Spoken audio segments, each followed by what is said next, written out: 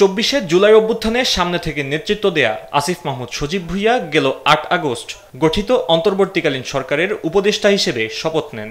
সরকার গঠন করলে শ্রম ও ক্রীড়া উপদেষ্টার দায়িত্ব পান আসিফ মাহমুদ।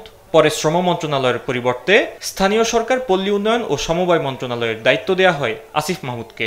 বুধবার বিকেলে ১ বছর ৪ মাসের বেশি সময় দায়িত্ব পালন করে পদত্যাগ করলেন আসিফ মাহমুদ সজীব ভুঁইয়া। পদত্যাগের আগে দুপুরে নিজ মন্ত্রণালয়ে তার প্রায় ১.৫ বছরের দায়িত্বকালীন সময়ের ফিরিস্তি তুলে ধরেন Asif Mahmud. Anti slipper technology ও সফট টেক্সচার টাইল, নরম ঘাসের স্পর্শ, সাপোর্ট গ্রাস ম্যাট, নান্দনিকতার ছোঁয়া। আমরা মোট ২৩টি প্রকল্প নিয়েছি এবং ২৪টি প্রকল্প কমপ্লিট করেছি লাস্ট 1 ইয়ারে।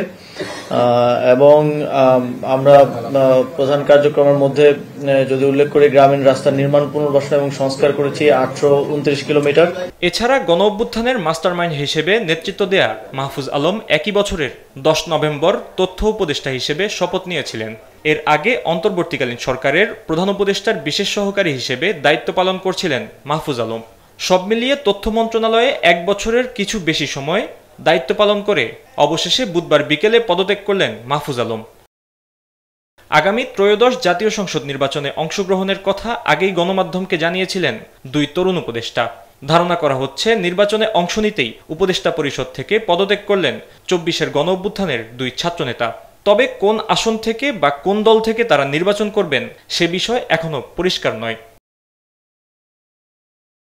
এদিকে ২ ছাত্র উপদেষ্টার পদত্যাগের খবর নিশ্চিত করেছেন প্রধান উপদেষ্টার প্রেস সচিব শফিকুল আলম।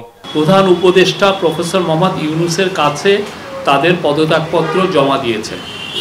উপদেষ্টারা রাষ্ট্রীয় অতিথি ভবন যমুনায় উপস্থিত হয়ে পদত্যাগপত্র জমা দিলে প্রধান উপদেষ্টা তা গ্রহণ করেন। ফাহিম ইউসুফ, দেশ টিভি, ঢাকা। তাদের পদত্যাগ